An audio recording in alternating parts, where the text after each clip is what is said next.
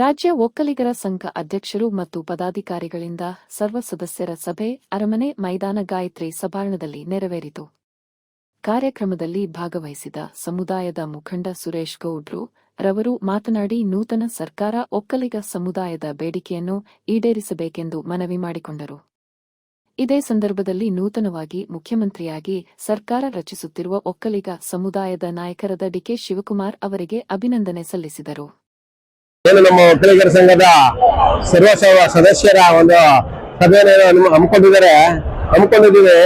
ಇದು ಒಂದು ಸುಸಂದರ್ಭ ಅಂತ ನಾವು ಹೇಳಕ್ಕೆ ನಮಗೆ ಖುಷಿ ಆಗುತ್ತೆ. ಇವತ್ತೇನು ಸಾವಿರಾರು ಜನ ನಮಗೆ ನಮ್ಮ ಒಕ್ಕಲಿಗರ ಬಾಂಧವರು ಇವತ್ತು ಬಹಳ ವಿಜೃಂಭಣೆಯಾಗಿ ಈ ಒಂದು ಸಮಾವೇಶವನ್ನ ಮತ್ತೆ ಸರ್ವ ಸದಸ್ಯರ ಒಂದು ಸಭೆಯ ಮೀಟಿಂಗ್ ಅನ್ನ ಬಹಳ ವಿಜೃಂಭಣೆಯಾಗಿ ಅವರು ನಡೆಸ್ಕೊಟ್ಟಿದ್ದಾರೆ.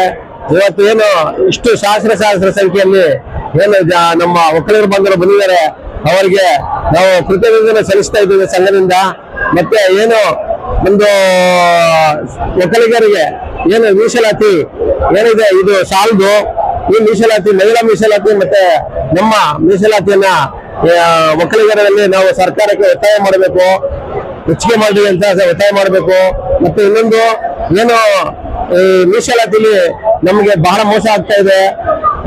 ಅದಕ್ಕೋಸ್ಕರ ಒಂದು ಈ ಮೀಸಲಾತಿನ ಹೆಚ್ಚಾಗಿ ನಮಗೆ ಜಾರಿಗೊಳಿಸ್ಬೇಕು. ಇವತ್ತೇನು ನಮ್ಮ ಡಿ.ಕೆ. ಶಿವಕುಮಾರ್ ಅವರು ಒಂದು ಪೆನ್ ಕೊಡಿ, ನಾವು ನಿಮ್ಗೆ ಏನ್ ಬೇಕು ನಾನು ಮಾಡ್ಕೊಡ್ತೀನಿ ಅಂತ ಹೇಳಿದ್ದಾರೆ.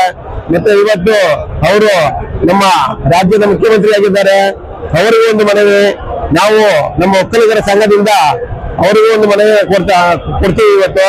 ಮತ್ತೆ ಅವರು ಏನು ಒಕ್ಕಲಿಗರ ಸಂಘಕ್ಕೆ ಏನು ಒಂದು ಅವಶ್ಯಕತೆ ಇದೆ ಆ ಸವಲತ್ತುಗಳನ್ನ ಅವರು ಜಾರಿ ಮಾಡಲಿ ಅಂತ ಹೇಳಿ ನಾನು ನಮ್ಮ ಒಕ್ಕಲಿಗರ ಸಂಘದ ಪರವಾಗಿ ಅವರಿಗೆ ಕೃತಜ್ಞತೆ ಸಲ್ಲಿಸ್ತಾ ಇದ್ದೀನಿ.